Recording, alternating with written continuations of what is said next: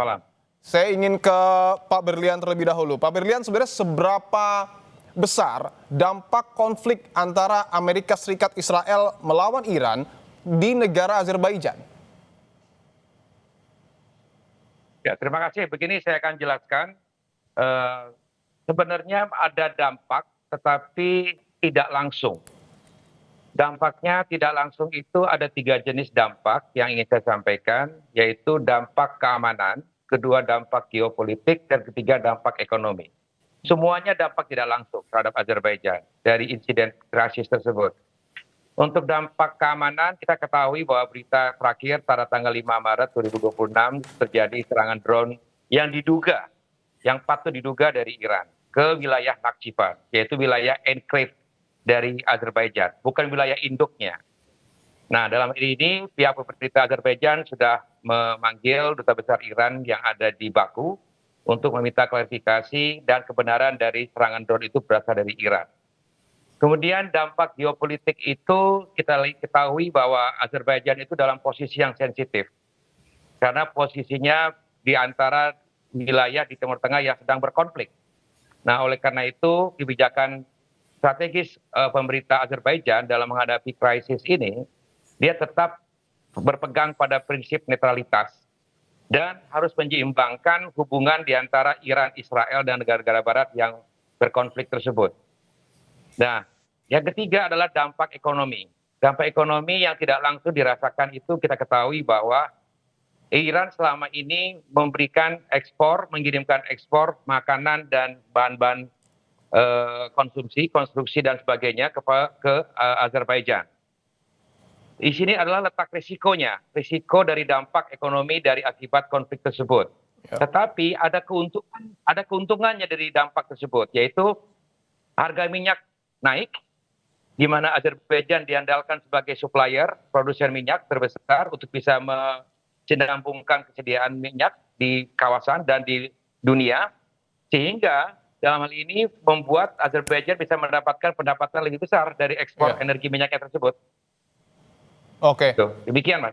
Baik, yang menarik untuk dibahas juga Pak Berlian terkait dengan proses evakuasi WNI yang kalau tidak salah ini masuk ke dalam tahap pertama. Apakah kemudian WNI yang kemudian dievakuasi dari Timur Tengah yang sudah berada di Azerbaijan ini sudah berangkat menuju Indonesia? Belum. Kita rencana akan memulangkan dan memberangkatkan para evakui WNI kita besok. Oke. Itu tanggal 9. Dan untuk selanjutnya di tanggal 10. Jadi ada 2 gelombang pemulangan WNI evakui kita ke Jakarta, ke tanah air. Besok tanggal 9 dan lusa tanggal 10. Besok tanggal 9 itu sejumlah 22 orang dan tanggal 10 sejumlah 10 orang. Begitu. Oke. Untuk pola evakuasinya seperti apa dan saat ini posisi dari WNI kita di sana tepatnya berada di mana, Pak Berlian? Saat ini WNI kita berada di transit di Kota Baku, di Hotel Kafkas yang sudah kita siapkan dan sudah kita sediakan, dengan logistik, transportasi dan kesiapan untuk berangkatnya besok dengan tiket yang sudah di tangan. Tinggal kita pendampingan, pengawalan untuk sampai tiba dengan selamat, sehat semuanya dan lancar di tanah air. Sudah kita siapkan semuanya, Mas. Oke, rencana pukul berapa estimasi tiba di Indonesia, Pak Berlian?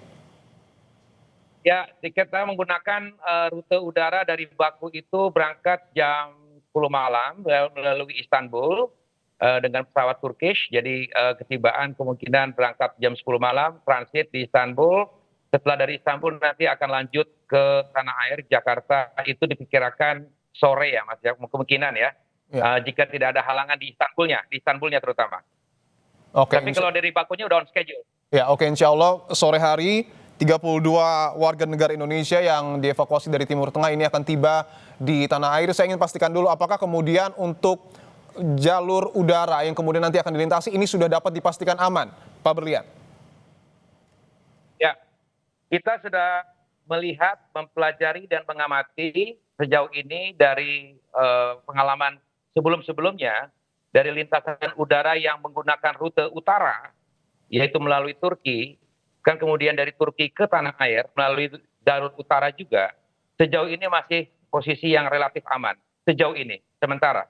Oke. Demikian. Baik, tentu kita berharap bahwa proses evakuasi ini berjalan aman. Saya ingin tanyakan, ketika nanti 32 WNI ini sudah berhasil dievakuasi ke tanah air, apakah ada langkah-langkah lanjutan untuk kemudian mengevakuasi warga negara Indonesia lainnya di Timur Tengah? Dan jika betul, estimasi jumlah WNI kita yang harus dievakuasi ini kira-kira berapa, Pak Berlian?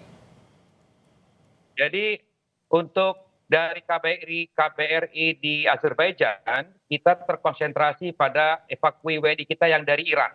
Oke. Nah, ya dari Iran. Jadi sementara yang sudah masuk gelombang pertama itu 32 orang, dan kemudian kita harapkan nanti ada gelombang kedua dan seterusnya. Dan kami dari KBRI Baku siap untuk mengatur untuk kedatangan evakuasi WNI yang gelombang kedua, ketiga, dan seterusnya itu. Sementara kita konsentrasi untuk pemulangan di gelombang satunya dulu, begitu. Jumlahnya sudah dikalkulasi mungkin, Pak Berlian, untuk tahap ataupun gelombang berikutnya? Nah, sementara kita masih koordinasi dengan KBRI di Teheran untuk jumlah gelombang evakuasi WNI yang berikutnya, dan kita menanti data dari jumlah tersebut dari KBRI Teheran.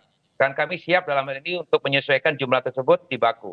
Kita sesuaikan nanti pada saat kepulangannya untuk pemesanan tiket, kamar hotel untuk penampungan sementara dan sebagainya, transportasi darat juga dan sebagainya, kita sesuaikan dengan jumlah WNI kita yang akan dievakuasi tersebut ke Oke. Baku, ke Azerbaijan. Baik, saya ingin pastikan lagi Pak Berlian bahwa tadi sudah disebutkan insya Allah proses dari pemulangan ataupun evakuasi WNI kita dari Azerbaijan menuju ke Indonesia ini dapat dikatakan aman, tetapi kalau tidak salah atau mungkin bisa dikonfirmasi, beberapa waktu yang lalu kondisi bandar udara di sana juga terbilang tidak aman. Untuk saat ini kondisinya seperti apa, Pak Berlian? Ya, saya ingin meluruskan dulu berita yang nyatanya bahwa insiden yang terjadi di tanggal 5 Maret di Nakhchivan itu berada jauh jaraknya dengan kota Baku. Oke. Ya, itu lebih dari 5.000 kilometer. Jadi dan itu di wilayah enclave dan tidak bisa ditembus dengan darat, karena itu harus dengan udara. Jadi kebetulan juga WNI kita tidak ada yang bermukim di wilayah Nakhchivan itu, wilayah yang terserang drone itu, tidak ada sama sekali WNI kita.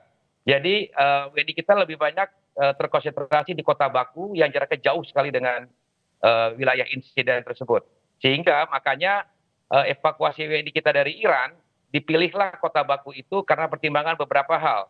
Karena jarak yang dekat, relatif stabil dan aman kotanya, dan terbuka untuk wilayah rute udaranya dari Baku tersebut keluar dari Azerbaijan. Oke, Demikian. bahwa wilayah Baku ini sudah terkonfirmasi aman. Untuk WNI yang kemudian dievakuasi ke tanah air ini mayoritas berprofesi sebagai pekerja, Pak, atau mungkin pelajar? Sebagian ada yang pelajar, sebagian ada yang diaspora, sebagian juga ada yang pekerja. Yang saya lihat dari profilnya kebanyakan adalah pelajar ya, pelajar yang bersekolah di ini. Persisnya yang persisnya lebih tahu datanya itu dari dubes kita di Teheran, Mas. Oke. Gitu. Oke. Kami melihat dari data itu, makanya kami bisa sebutkan profil dari masing-masing evakuasi kita itu ada sebagian yang pelajar, sebagian adalah yang pekerja, sebagian adalah yang diaspora. Oke. Kondisinya mayoritas sejauh ini sehat semua, Pak? Atau mungkin ada, mohon maaf, tentu kita tidak harapkan terjadi, terdampak dari serangan yang kemudian terjadi di Iran? Ya, jadi kemarin begitu mereka tiba di border perbatasan Iran dan Azerbaijan, yang saya sendiri dan tim KBRI dan tim dari Kemlu menjemput langsung ke perbatasan, kami melakukan pengecekan terutama kesehatan dari masing-masing saudara-saudara kita WNI. Kemudian kita pastikan untuk mereka, karena perjalanannya jauh dari Iran menuju ke Azerbaijan, kita pastikan mereka dalam kondisi fit. Dan setelah itu kita siapkan logistik dan segala macam transportasi yang memadai menuju ke kota Baku yang berjarak 280 km. Ketibaan sampai di transit di kota Baku, kita inapkan di hotel dengan kondisi yang juga sama aman dan sehat juga. Kita siapkan konsumsi sehari 3 kali dan sebagainya. Kita pastikan mereka dalam kondisi yang stabil, aman, sehingga pada saat mereka menuju kembali ke Jakarta di tanggal 9 besok dan 10 tetap dalam kondisi yang aman, yang sehat, tetap stabil. Oke. Kita pastikan pengkawalan kami dari KBRI, tentunya kami akan juga dibantu dari tim PWNI dari Kemlu dalam hal ini memastikan bahwa proses evakuasi mulai dari Teheran ke Baku sampai ke Jakarta itu berjalan sesuai dengan rencana yang bagus, yang baik, yang lancar.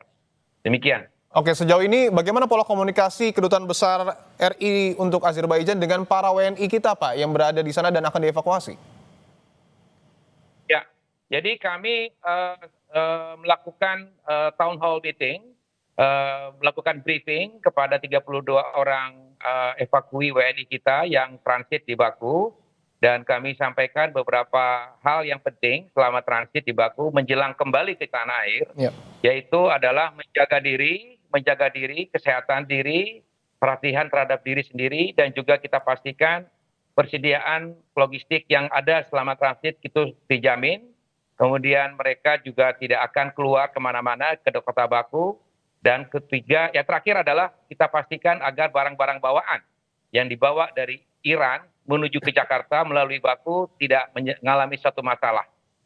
Dan yang paling penting adalah dokumen perjalanan. Itu kami pastikan teman semua, saudara-saudara kita juga tetap tidak ada masalah, khususnya paspor dan visa, sehingga lewat lintas batas di bandara juga berjalan dengan lancar.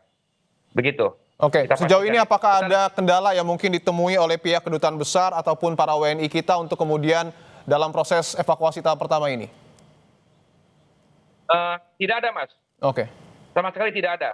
Alhamdulillah, karena kita sudah melakukan komunikasi dengan Kemlu RI, dengan KBRI Teheran, dengan Kementerian Luar Negeri Azerbaijan, itu untuk memastikan semua berjalan agar memantangkan semua rencana evakuasi ini sesuai dengan data yang kita peroleh, sesuai dengan rute perjalanan darat yang kita peroleh, rute udara yang kita pelajari, transit spotnya kita pelajari, akomodasi yang kita sediakan, dan juga terutama juga dengan kepraktisan, keamanan dari perjalanan.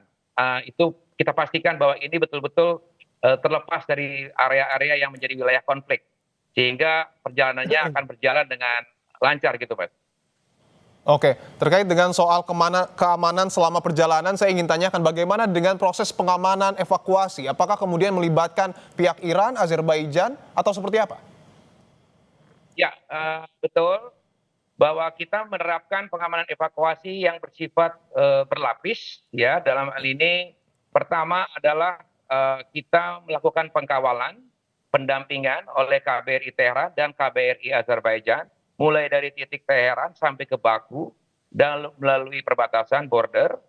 Dan kemudian pengkawalan dan pendampingan oleh otoritas keamanan setempat, kita pastikan juga mereka memperhatikan prosesi evakuasi kita yang kita lakukan, dan kemudian kita menjamin aksesibilitas, ya, koordinasi dengan evakui WNI-nya sendiri yang kooperatif dengan kami di sini KBRI.